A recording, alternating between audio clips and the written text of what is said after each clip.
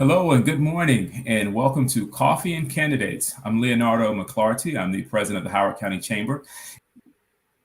And again, it's going to be just, again, Jenny, introducing yourself and what would be your three priorities. Hi, good morning. Thank you for this wonderful event. I'm Dr. Jenny Zheng. I came to the US 22 years ago for my PhD degree in astrophysics and to start a new life. My husband, Rui, and I raised two boys, Daniel and Ethan, here in Maryland. I believe it is my time to do all I can to make all of our American dreams shine even brighter. For me, the topest priority is the first one is to improve our public safety. We need a tougher crime bills to combat rising crimes in Maryland. We should have tougher penalties for those repeated offenders, those who have illegal gun possession, and those who commit violent crimes. Second, fund our education system and provide incentives to teachers for their excellent jobs. We need a bill to improve accountability in our public education system and provide school choices to parents and students in falling schools. Third, help small businesses to revive the community economy. We need a bill to lower taxes and reduce regulatory burdens for small businesses to make it easier and less costly to start and operate a small businesses in Maryland. Thank you. Thank you. And let's see here. Trent, can you hear us okay now? I can. I switched Uh, computers and I can hear you uh, all fine. Excellent. Excellent. Okay, good. Because, all right. So then I'm going to move the other one. Let's see here. Okay. All right, excellent. So, Trent, the first question was we were just having people just, introduce themselves and to share what would be their top three legislative priorities. Thank you. I'm Delegate Trent Kittleman. I've been in the legislature for 8 years now, and my top priority is to stop the legislature from passing any number of bills that hurt small business and bills that hurt the economy and bills that handcuff the police. And that's not an easy task. We have been a super minority because they have a super majority. We can affect it around the edges. But my point in this campaign is, although people talk about parties not liking Democrats and Republicans, if you want to make a change, business community, you are going to have to elect Republicans. No matter how conservative a Democrat sounds, and there are some who sound wonderful, when they get to Annapolis, they vote with the progressives 98% of the time. And the leadership in the Democratic Party in the House has a very, very tight rein on all of their delegates, and they have the ability to punish their delegates if they don't go along. And I wish it weren't that way, but it is. And we've seen that happen over and over. If you don't believe me, look at the votes. Look at the votes, how many of them are all the Republicans on one side for the major votes and all the Democrats on the other. So my goal is to try and break that up so that Maryland does not continue to kill businesses. Thank you. And so we're going to come back to kind of talking about bipartisanship and so forth. And so, and that is, we've heard during your comments and introductions, all of you talk about, some of your priority areas. And so, of course, we've heard things about education. We've talked about public safety, taxes, business climate. And so this next question really gets into, as you see it, what are the top challenges facing the state? And what solutions do you have to solve them? I agree that the top challenge facing the state currently is to restore community in the post-pandemic era. First, we need to restore balanced governance, as Delegate Trenton Cateman mentioned. Our state is in the wrong direction. The culture and ideological warfare brought upon us by the supermajority of Democratic Party is tearing apart our communities, and we are seeing the damage to our public safety, education, and economy. So we need to restore the balanced governance. I also consider the another top challenge is the high taxation and high cost of living, which causes a yeah. Oh my God, a big challenge to our community. They put Maryland in a less competitive position to bring private businesses and create jobs in the private sector as compared to our laboring state such as Pennsylvania and Virginia. Maryland has a very good economy benefiting from federal spending and the public sector, but majority of people do not work for federal government. The working class does not enjoy the economic benefits without a good paying private job and under high cost of living. I personally think this is the largest challenge of our state. Thank you. Thank you. And so next, I think this will go to Trent. Same question. Again, in terms of top challenges facing the state and solutions to solve them. The top challenge facing the state of Maryland is our education system, something that I have been becoming intimately involved with for the last 6 years, starting in Baltimore City, which, although that is not our constituency spends a great deal of money and sends a great deal of money to the city, which we would be delighted to do if we got any benefit from it. One of the bills that I had put in last year was, well, actually, I put it in more than 1 year. Kids today are not being taught anything about American history that gives them the civic understanding of their role in protecting our democracy. And several of us have tried over and over to get the legislature to pass a bill to have all of the students take and pass the same American history test that the immigrants must pass in order to get their citizenship. It's online. It's 100 short answer test. It would take very little money to have that as part of the curriculum, and yet they will not do it. And the other issue that I talked about earlier is the business climate. I put in a bill last year to the prevailing wage law. Every year, the Democrats extend the reach of the prevailing wage law, which means that companies have to spend more to do the same kinds of things. And I put in a bill to have a 4-year moratorium on prevailing wage in building schools. We are desperately in need of building and remodeling schools in this state, and having the prevailing wage waived for several years would make a huge difference in the amount of money we could spend to get those schools updated. Thank you on this question first. And so, because I think you may have referenced it as well, but and this gets into, I think you've touched on it, but I'm going to still ask the question and that is, how would you rate the state's competitive position in relationship to our neighboring states regarding attracting new employers and retaining and growing existing employers, and why?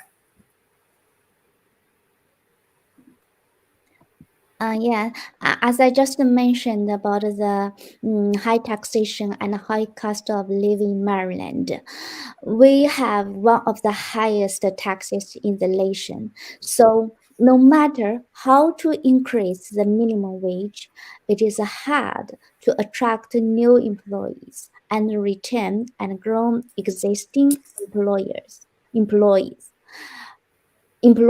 employees, because the more they work, the more they have to pay tax.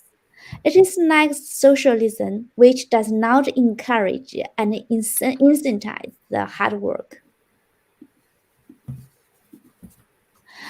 Minimum wages, high taxes means the higher operating cost on less profits to private business. The businesses would rather move the investment to neighboring state from Maryland, such as Amazon chose Virginia. This is true because when Amazon made an investment to hire lots of employees in the DC area. They chose Virginia over Maryland because of lower taxes in Virginia. As a result, private sector jobs become less. The working class suffers from both higher taxes and less private sector jobs as a result. Thank you. Thank you. All right. Uh, the things that businesses care about are the tax structure and the regulatory structure of a state. And in both situations, we rate very poorly. In our district, I cannot tell you the number of our retirees who tell me they are leaving Maryland or are going to leave Maryland as soon as their children graduate from high school, and they do it. They're not just saying it; they're doing it. And it's very, very unfortunate. We have, according to studies, we are the worst place for people to retire to with respect to taxes. With respect to regulations, I don't know whether people can see this, but let me just put this up here. This is a list. Wait a minute. There we go. Of all of the laws that pertain to employee-employer interaction. They're regulated to death. And the bill we passed last time, the Family Medical Leave Insurance Program, is virtually identical to a program we already had in place. And when you have all of these things, wage and hour law, deployment leave law, parent leave act, emergency response leave, all those are leaves, and there are more of them. Wage and payment collection law, healthy retail employees act, workers' comp, Maryland Occupation Safety and MOSHA, unemployment compensation, job applicant fairness act, minimum wage laws, equal pay laws, hostile work environment laws, prevailing wage laws, etc. It's not good for business. Thank you, Trent. Yes, it needs fixing. Republicans always try to do that, and we are effective in committees, and we quite frequently get some of the more onerous provisions of a bill out before it's passed as a law. Sometimes I think the Democrats put them in there just so that they can take them out. But it's still very, very onerous, and it's duplicative of what we already have. And Natalie's right, it is a problem, but it's certainly not one that can be cured by more programs. The list that I just showed you, all of the things she mentioned are addressed there, all requiring businesses to. It's hard for businesses to be aggressive in addressing the legislature because you have something to lose. But unless we get some real hard-hitting responses back and letting them know that this is not acceptable, not saying, well, let's, fix it around the edges. We have got to start standing up to the legislature and saying no, because we're losing our small businesses. And I will tell you that the supermajority in the legislature does not understand small business. Chairman of the Economic Matters Committee one time said that he'd been constantly told by his small businesses that if you pass this, they will have to close.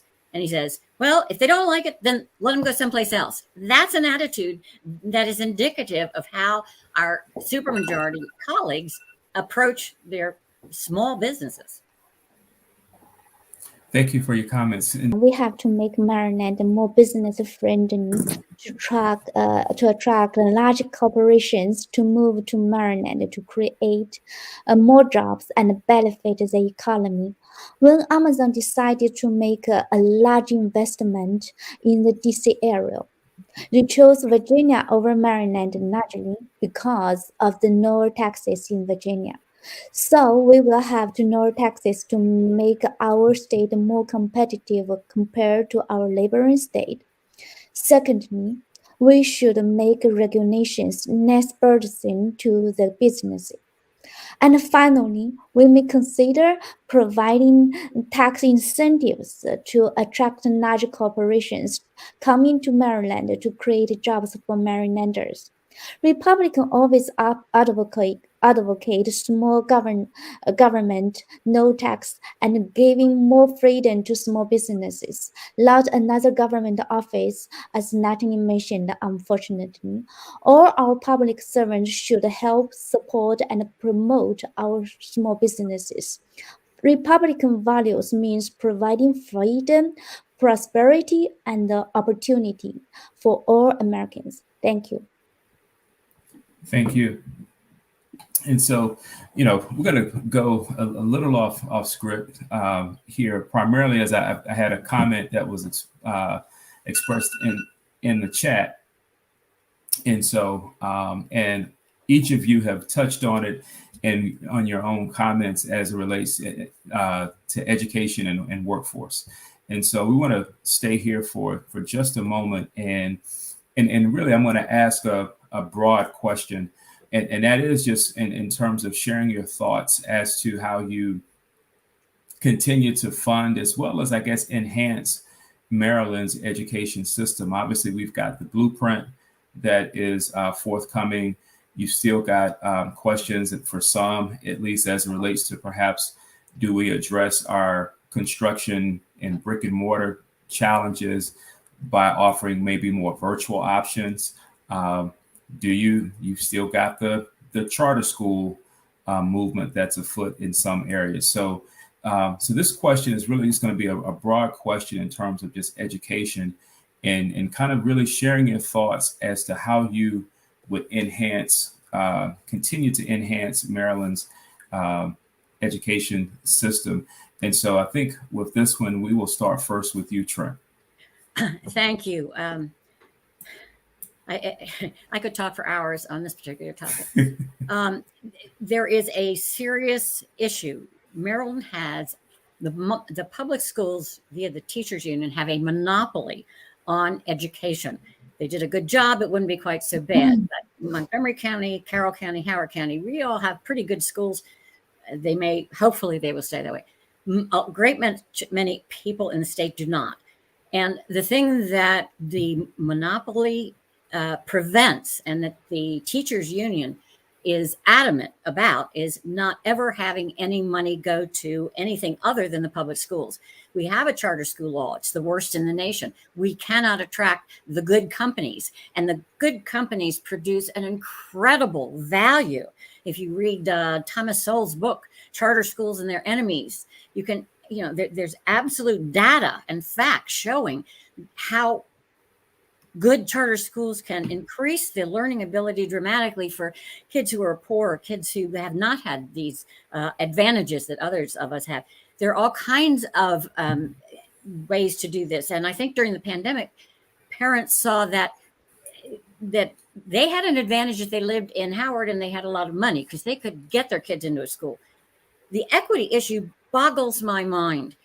How can you possibly be in favor of equity when the people who live in lower income areas and whose kids go to failing schools cannot get their kids out of those schools? They don't have that choice, whereas those with higher incomes do. We have got to break up that resistance and get more opportunities for parents to direct the education of their kids. Thank you. Just share your thoughts as it relates to education and how you would enhance Maryland's education system. Yes, it's never too much to emphasize the importance of education. Our next generation is the future of our nation.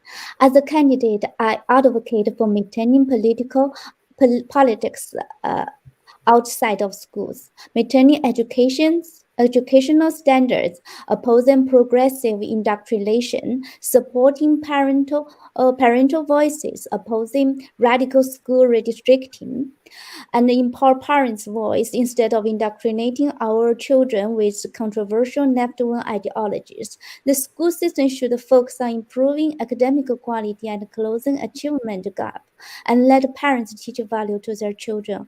Also, one very important platform for my campaign is to restore excellence and common sense in education, restore high academic expectation and proper evaluations to improve students' school performance, invest more resources in areas most needed to get every student college or career ready.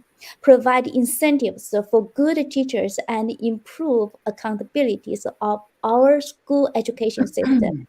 Consider providing school choice programs from public school, charter school, and private school, and homeschool even. Provide parents with school education choices for competition and excellence in education, and the children an opportunity to receive quality education outside of their public schools. Thank you. Thank you. And so, with that, we're going to turn our attention to something else that's just come up, and I think that I've heard mentioned as well. We've got enough time, I guess, probably for maybe two more questions as it relates to maybe this one, and then as we get ready to close. And that is really talking about the environment and sustainability. And so, with that, policy, sustainability, and climate change. Just share what would your, again, your thoughts as it relates to environmental policy. Yes, sure. Actually, my husband is a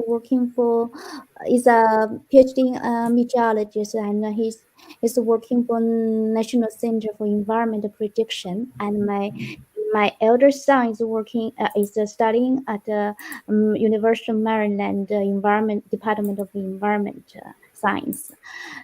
Both of them told us there is definitely evidence shows the climate is getting warmer. Even it is 0.8 degrees in 100 years, but it's huge. We should invest in clean energies and reduce carbon emissions to combat climate change. We have to do this for the future of our children.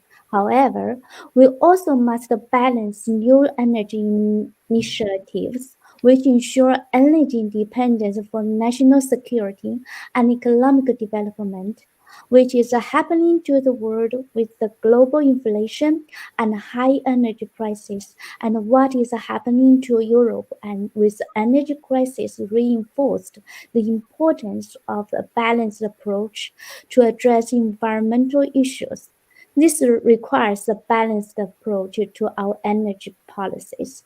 Biden government wants to limit or eventually kill the oil and gas industry, following the steps of Europe. That's not right.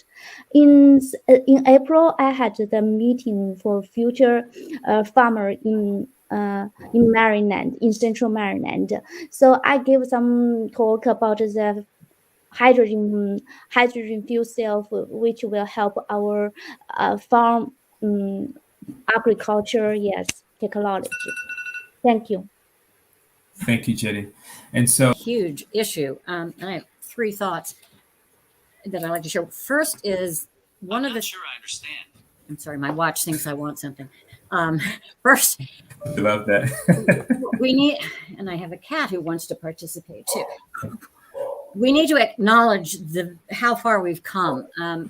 We never do. We always act as though we haven't done anything. And Maryland and the country has come very, very far in cleaning up the environment. The second thing is the issue that bothers me is creating this crisis where they say we have to do all of these things that have such a negative effect on us and the people who are here right now. You cannot go to no fossil fuels yet.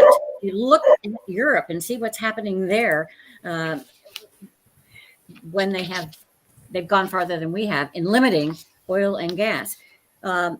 During the hearings on bills, one of the testimonies that Mid-Atlantic Pipe Trades Association testified against the bill. And here's what they said. They said, before you end fossil fuels and stop installing infrastructure in new construction and remodels, build more of this renewable infrastructure. Otherwise, you put grid stability in danger.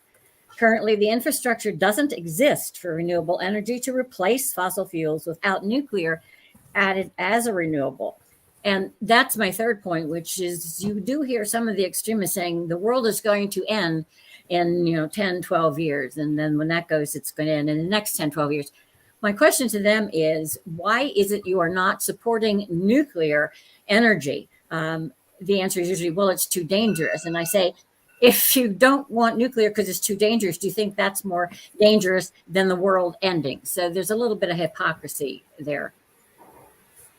And with that, we're coming up on the end of our time together, and so this will be the last question, and so and that is, we talked, I think, early on as it relates to, you know, the number of bills that ultimately pass on party lines.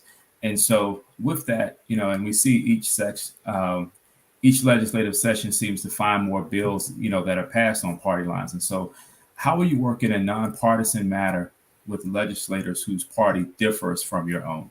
And so we're going to start and work our way backwards this time. And so we'll go with you, starting with you, Trent, and then end with Natalie. So Annapolis is a much nicer place than Congress. We do get along with our colleagues, but the idea that we can work together cooperatively is a little bit naive when they have a supermajority. They sort of treat us like, okay, well, they'll pat us on our heads and give us a few things here and there. But there are times, and let me give you a really good example of what is frustrating. The Second Amendment gun issues is extremely volatile. Let me talk about one bill that was not on either side. In this state right now, theft of a gun is only a misdemeanor, and commission of a violent crime with a gun is also only a misdemeanor. There was a bill in to make them felonies, and we did work with the other side. In fact, the Senate passed that bill, but the House did not. It's very difficult to find something where you can get cooperation. And those two features, making it a felony to steal a gun or to commit a violent crime with a gun, to make them felonies seems to me something that there is no argument against. And yet we could not get our colleagues in the House to agree to it. So we try. And I will tell you, one of the most, if you ever want to hear great debate, you should come down to Annapolis. Our caucus has some of the really, really great debaters and speakers. And what they say in the chamber is not, it's not the kind of short pundit kind of comments. They make arguments that I know the other side understands, but it takes a very long time to get through. And as long as the leadership of the House maintains an iron fist on all of their delegates, we're not going to get anywhere. Thank you. Working in a nonpartisan manner is what is needed in Maryland, but it is unlikely to occur until we change the supermajority representation of General Assembly. The beauty of democracy is check and balance. Without it, it is meaningless to say democracy. Even our supermajority Democratic representative always say they're moderate, but just ignore only. If you watch the forum hosted by COPA and FEI last Saturday, between Delegate Reid Navatini and Senator Katie Hester, you will realize it. This is one of the reasons why I'm running for state delegate, to have more balanced governance in Maryland. Even I had a dollar king, even hard Democrats told me, your Republican have to work harder to bring back the balanced governance in Maryland. Vote for me, vote for the Republicans so that we have more balanced governance in Maryland. And common sense and programmatic them can triumph over ideology and extremism. Thank you.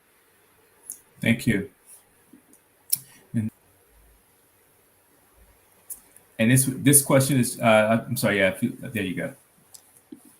And the question was just simply, what can individuals do about climate change and what's within their possibilities? For climate change, definitely we need to protect our environment and stop those excessive development. I know it's under some big plan, and protect our farmland, advanced agricultural technology. For especially in District 9A, we have a lot of farmland. So also for new energy, actually, I got some negative opinions about solar panel from Princeton scientists. And we do get some positive confirming about hydrogen fuel cells from various yes source, and such as from our energy administration is the Department of Energy Administrator support this hydrogen fuel cell things. I think we need more investment, more research. Yes, we need to support. That's all. Thank you.